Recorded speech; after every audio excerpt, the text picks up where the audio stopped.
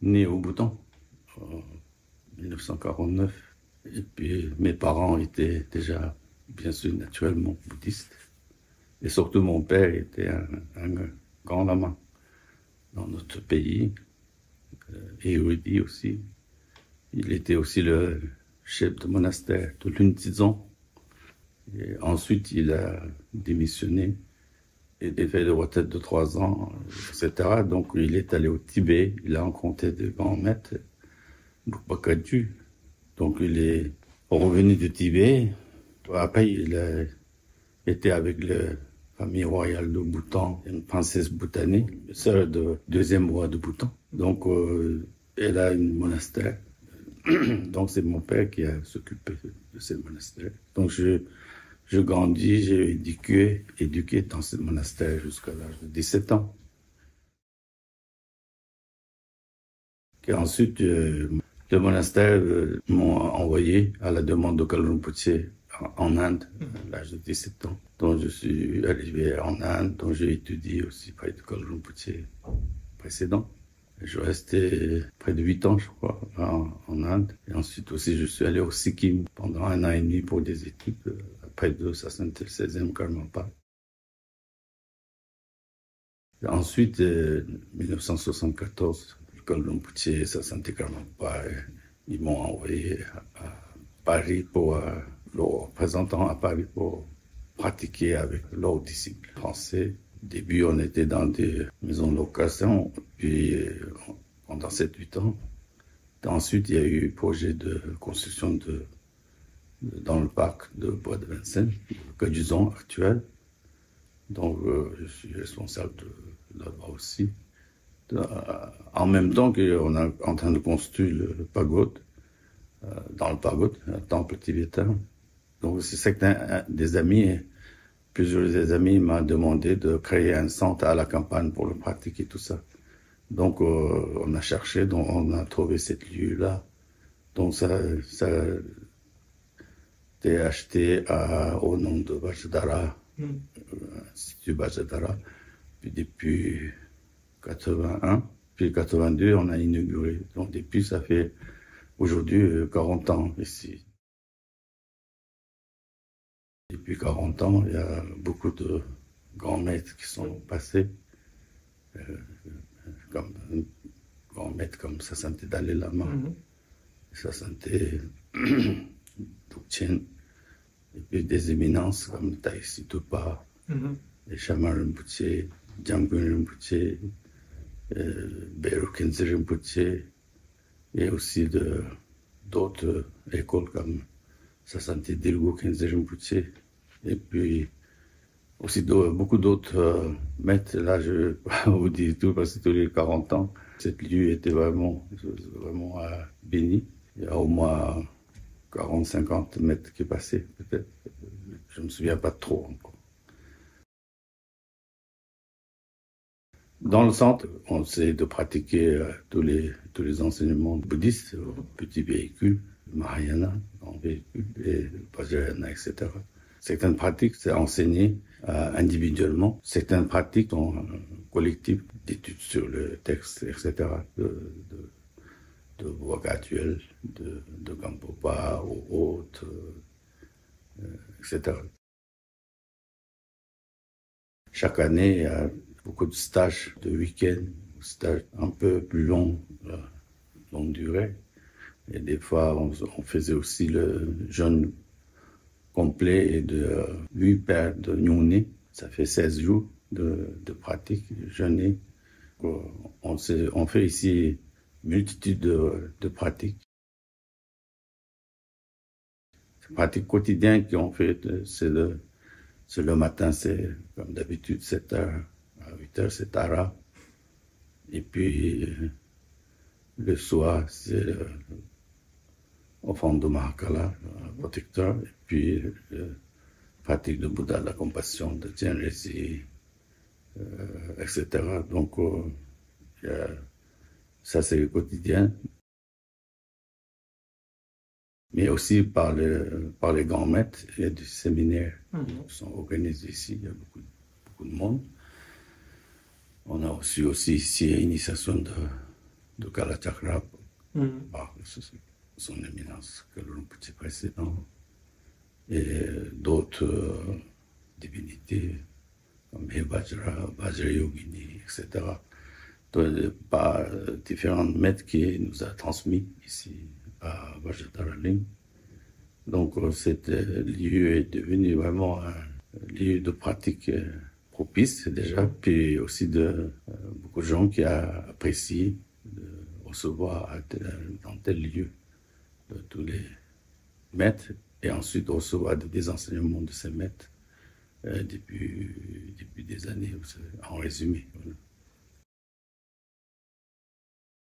Pierre a commencé de venir fréquenter dans cette centre depuis quelques années. Auparavant, on a pratiqué de différentes pratiques comme l'Ojong, Tonglen, Chiné comme calme mental et tout ça. Et puis, à un moment donné, on a utilisé le livre de Changu Rinpoche qui a écrit le 9 stabilités de l'esprit, tout ça, vous savez, si force, etc. Ça lui a plu, je crois. Depuis, il a pris ça comme une technique principale qu'il faisait. Il enseignait tous les ans, vous savez, pour les nouvelles ou des anciens, qu'il laisse progresser d'études et de pratiques sur cet enseignement de Chine. Et aussi, surtout, après, il est allé voir aussi Changu Rinpoche au Népal. Donc, il a aussi encore d'autres transmissions. Principalement, il utilise le base des enseignements des grands maîtres qui a transmis, comme Bokar Rinpoche ou autres. Donc, c'est vrai, on est aussi créé un lien spécial ou unique entre moi et Pierre, qui depuis des années, vous savez, on n'a jamais séparé de ce lien. Donc, parfois, on est allé 2 fois au Tibet aussi, on a fait ensemble. Ensuite, on est allé vous-même au Bhoutan au moins 2 fois pour faire le retraite. Il continue à s'expliquer, à enseigner, pratiquer, méditer dans des lieux saints aussi, donc pour pouvoir aider des personnes, les êtres en général. Donc je admire tout ce qu'il arrive à faire, il fait. C'est pas seulement qu'il fait ici, mais il continue dans son centre chez lui, aussi de Juling. Donc il reçoit aussi chez lui, comme ici, de maîtres, différents maîtres de différentes lignées, surtout de lignée de Geluk, avec depuis quelques années qu'il a eu lien. Il fait entrer cet enseignement de moine et guichet et Rinpoche de Geluk et de fait de mandala, etc. Parce que c'est lui qui spontanément il contacte de maître.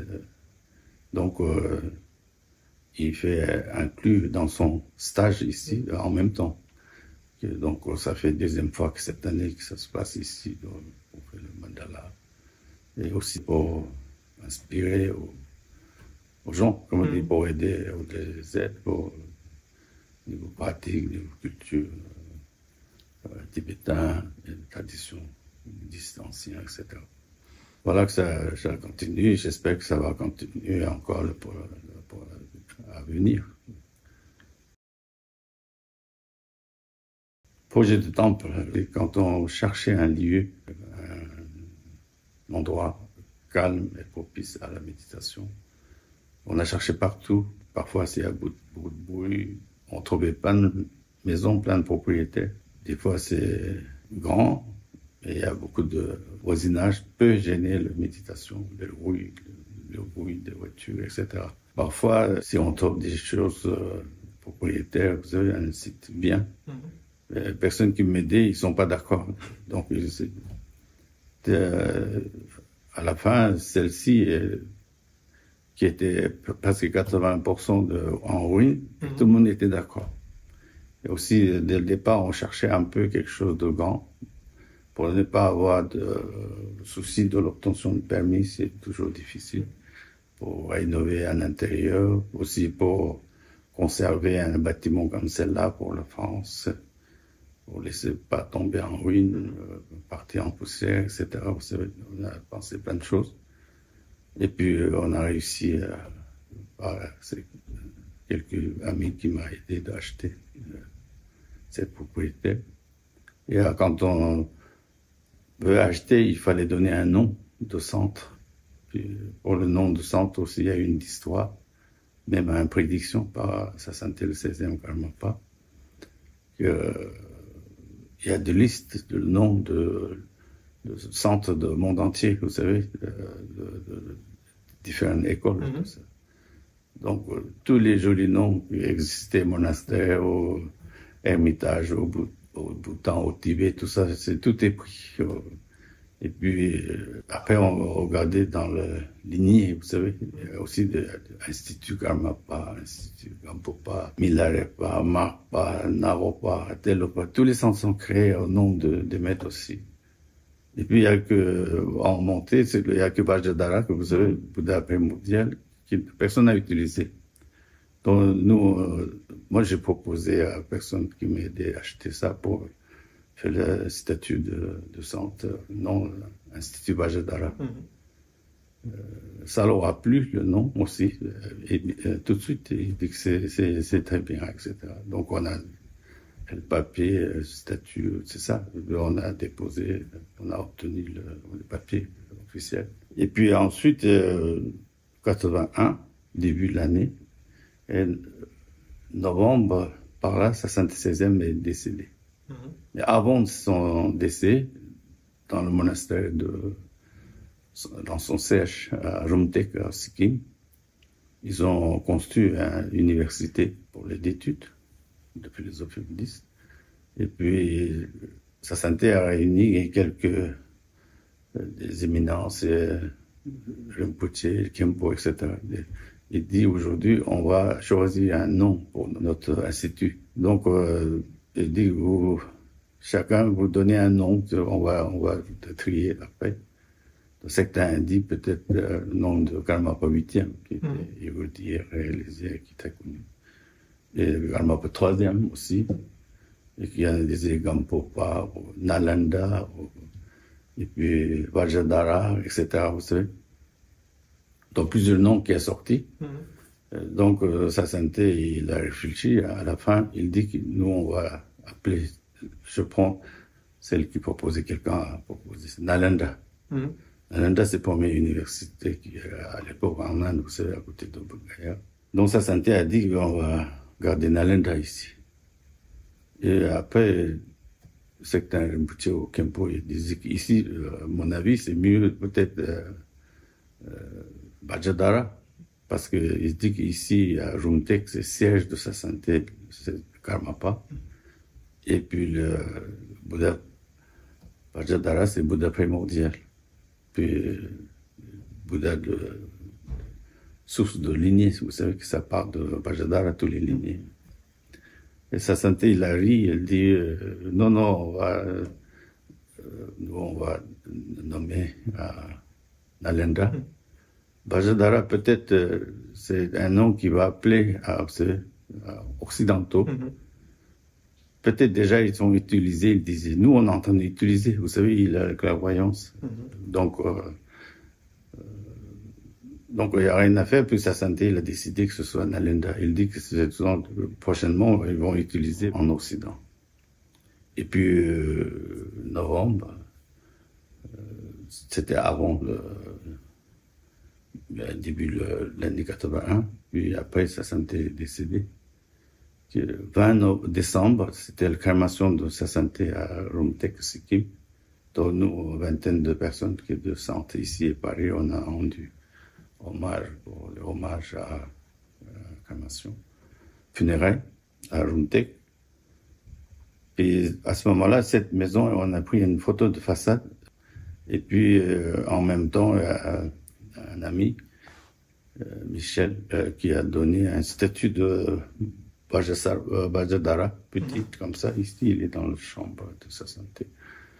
Il dit que voilà, je offre ça pour le Vajradhara, donc c'est un support, un symbole, etc. Vous savez, auspicieux, parce que c'est son nom, Vajradhara. Donc, je pris avec moi, avec le groupe, cette statue et la façade de photos de maison celui-là. Donc, j'ai fait bénir depuis Jama Rinpoché jusqu'à Kalu Rinpoché jusqu'à un Kempo, vous savez, le jour de crémation. Avec sa sainteté d'Irgo, etc. Cette Rinpoché a dit que oui, on a une doute, mais c'est pas fait encore. Je dis oui, vous inquiétez pas. Il a dit, et Kalu Rinpoché, quand j'arrive chez Kalu Rinpoché dit qu'il faut jamais oublier, il faut dans un coin de la parc, au jardin ici, propriétaire, un centre de retraite de 3 ans et 3 mois. Moi, je dis, si jamais on peut acheter, oui, je le ferai, je dis. Donc, on a fait aussi un centre de retraite de 3 ans ici, une fois seulement, une fois. Puis après, on voulait changer, déménager. Donc, j'arrive à une histoire avec cette photo. Moi, je dis Kempo, qui est neveu de sa santé aussi. Un jeune Kempo. Vous pouvez bénir ça, je dis, parce que c'est une photo, cette centre qu'on va acheter, c'est pas sûr encore, c'est pas gagné. C'est une histoire de papier. Mais déjà, on a un nom qui s'appelle Vajradhara. On a donné un nom à l'Institut Vajradhara. Il a lancé un cri, vous savez. Oh, comment ça, c'est quelque chose comme ça. Moi, j'ai dit, comment ça? Moi, vous trouvez c'est drôle et tout ça. Attendez, non, je vais vous raconter une histoire. Donc là, qu'il m'a raconté comment ça s'est passé à Rumtek. Ça s'était déjà décidé, le jour de crémation, quand on éteint le feu, là, c'est avant de tomber la nuit, au coucher du soleil, le soir de cérémonie. Moi, j'étais très ému. Donc, on était sûr de la voir, parce que c'est déjà le nom de tous les Rinpoché qui disent que vous l'aurez, cette centre, ne vous inquiétez pas, etc. Donc, on est revenu, donc on continuait, donc finalement, on a pu acheter. Donc, on peut dire que cet lieu est prédit par le nom, par sa santé, le 16e karma, pas déjà. C'est pour cette raison que je voulais faire quelque chose de toujours bien ou quelque chose d'important comme monument historique, vous savez. Donc on a conçu le stupa pour le rendre bonté et de qualité de sa santé, le Karmapa, et pour la paix du monde, etc. Le stupa est construit. À l'époque, c'était le stupa le plus haut de France. Parce que maison actuelle, building, ça fait, l'architecte dit que c'est 8 étages, 23 mètres. Donc on a conçu ça à la demande de Kalu Rinpoché. Kalu Rinpoché a conçu un stupa pour la paix dans le monde et de prendre aux naissances de sa santé le 17e Karmapa. Donc, pour bénir ce terrain, donc en 87, Kalu Rinpoché il a donné initiation de Kala Chakra, il y avait à peu près 600-700 personnes. Donc, lieu même de chapiteau, là, qu'on a conçu le stupa, qui était la terre est bénie, fondation. Puis, on a fini à Gozœuf, à 89, par là.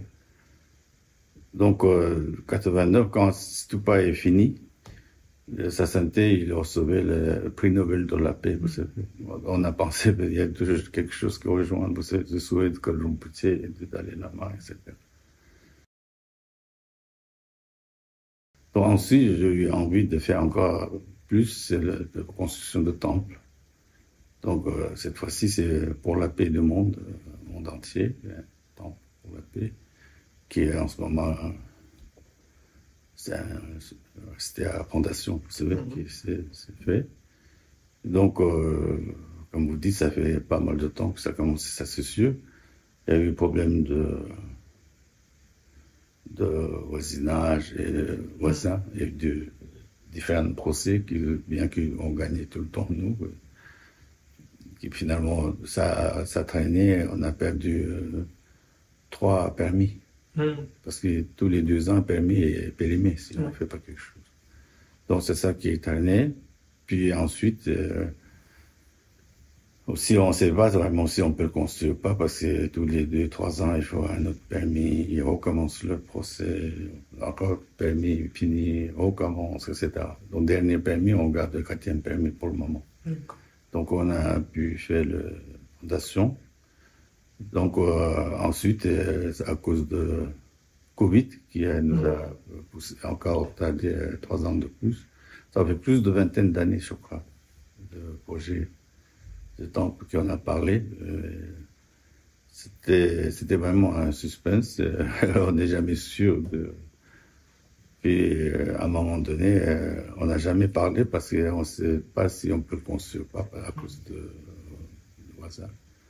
Donc, finalement, à la lettre de mairie, tout ça, une seule maire qui a aidé pour nous donner le terrain pour le chemin. C'était à cause du chemin qu'ils ont fait l'argument dernier. Donc, on a construit le chemin, on a redéposé le permis, on a regagné le nouveau reçu le permis. Donc là, si on a l'argent, on peut construire maintenant. Il n'y a pas de souci. Donc on a fait fondation et d'autres choses, la route, etc. Donc, maintenant, pour faire gros œuvres, il faut à peu près 2,5 millions au carcasse. Après, on peut attendre, on peut faire plein de choses dans le rez-de-chaussée, vous savez, on n'a pas besoin de chapiteaux ou autre. Il y a comme, par exemple, stage d'aujourd'hui, il y a beaucoup de monde dans le petit temple, puis 110 mètres carrés, c'est trop petit. Donc, nous, souvent, on peut faire venir des grands maîtres et tout ça, comme Mingyur Rinpoché, quand il vient, il y a 400 personnes. Mais ici, on n'est jamais garanti par le climat, météo. Vous savez, c'est pluie, tout ça. Les chapiteaux, c'est toujours très cher. Donc, on souhaite vraiment pour construire le rez-de-chaussée, au moins. Et ensuite, on peut, petit à petit, on va ajouter des sous. Ça va faire hors d'eau, on vend le premier rez-de-chaussée, je crois. C'est ce qui est architecture. Architecture, c'est typique tibétain, oui. Tibétain. Maintenant, c'est différent, c'est qu'il y a maintenant, il y a l'ascenseur obligatoire, etc. Il faut faire le pas en béton. Les Tibétains, à l'époque, c'est que de pierre et de terre. Donc, les matériaux sont changés, mais comme maintenant partout en Inde, au Bhoutan, au Himalaya, tous les temples sont conçus de la même façon, même technique. Donc ici, ce temple, il y a 1000 mètres carrés au sol. Le temple, ça va faire près de 600 ou 700 mètres carrés, je crois, le temple, qui on peut mettre à 800 personnes, par exemple. Le but de ce temple, c'était pour réunir interreligieux. Sa Sainteté Dalai Lama est venu ici, quand il a béni le terrain. Il dit que l'idée d'interreligieux, il dit qu'il est d'accord pour, il dit qu'il faut ça. Moi, je faisais ça aussi pour la paix du monde, vous savez. Et ensuite, on a pensé aussi une fois que c'est fait, par exemple, ici, interreligieux, on ne peut pas entrer tous. Donc, dans ce temple-là, on peut inviter tous les religions millénaires de notre globe, et puis aussi différentes écoles bouddhistes, etc. Donc, on a aussi des projets, une fois c'est construit le temple, c'est de minimum une fois par an, il y a une semaine ou 3 jours minimum de conférences pour la paix. Vous savez comment on peut, comment dire, transmettre la paix intérieure à prochaines générations, etc. Donc, pour ça, pour inviter le prix Nobel ou de différents grands maîtres de différentes écoles, de catholiques, juifs, musulmans, bouddhistes, ou d'autres chamans. On a pensé aussi de chaque année principalement, c'est un qui dirige vous savez, un qui vient de, de principal de cette conférence.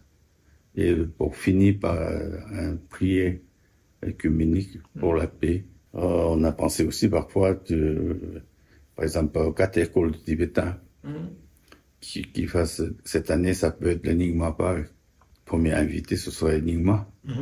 Les autres, ils sont là aussi. L'année suivante sera Gelug, Kaidu, et puis chrétien, etc. Aussi.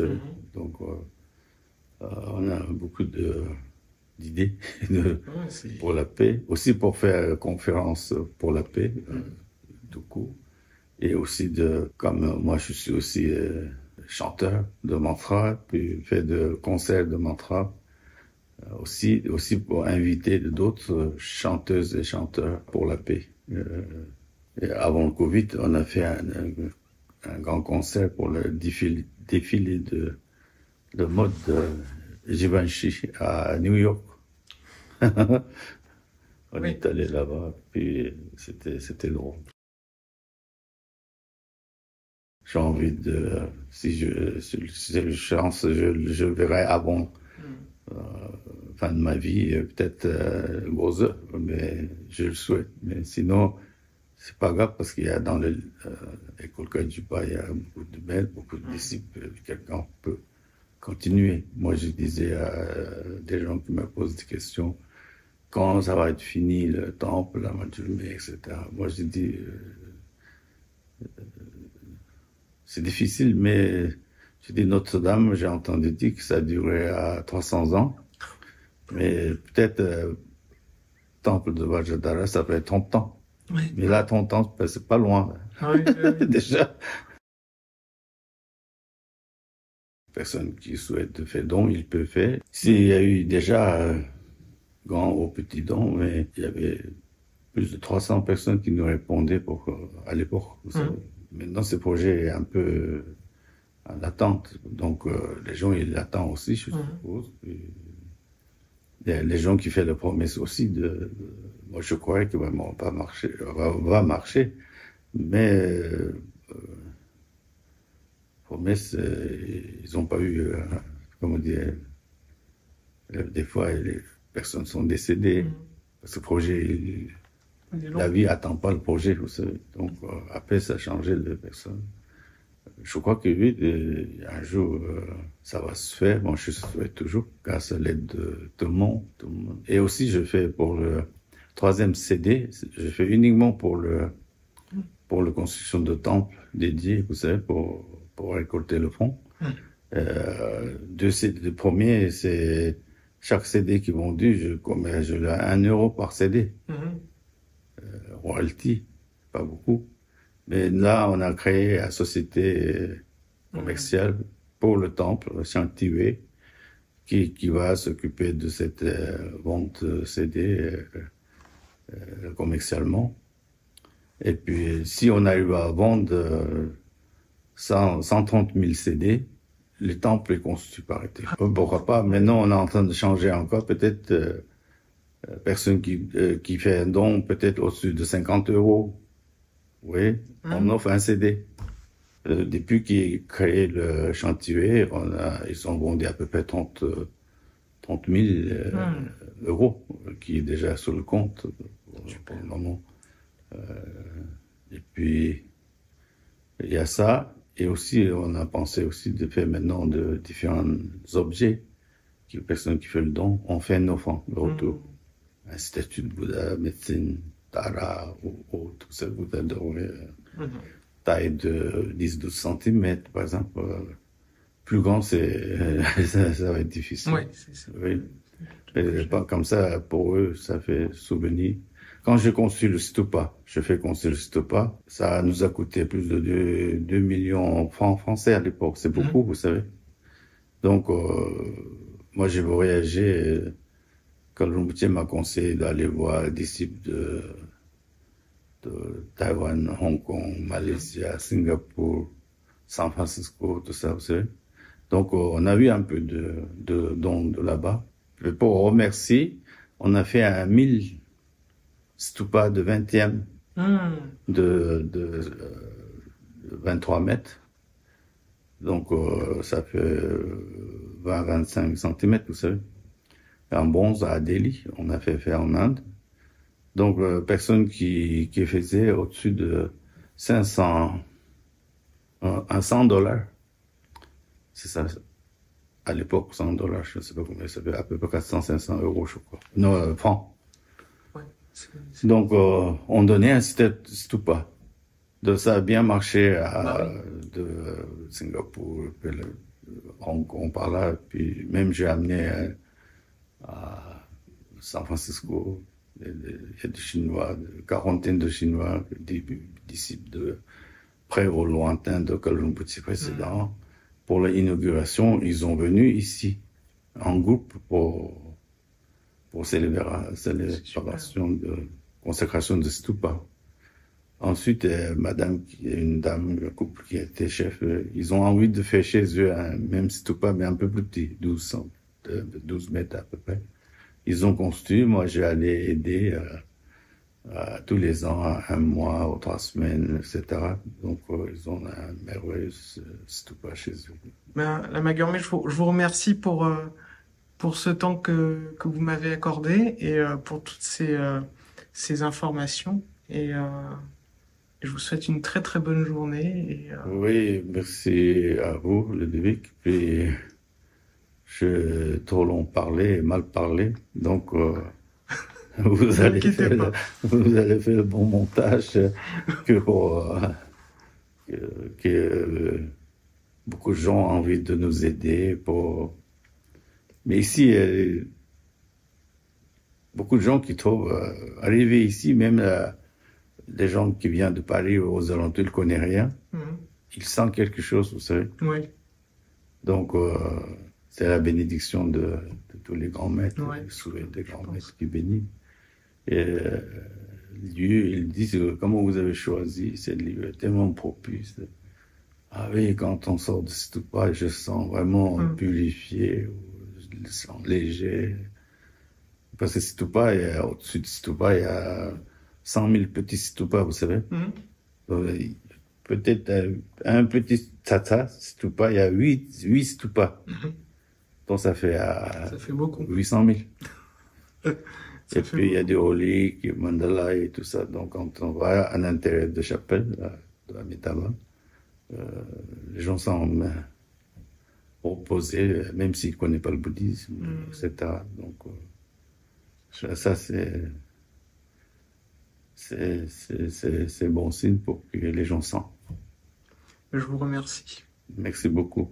Au revoir. Merci, au revoir.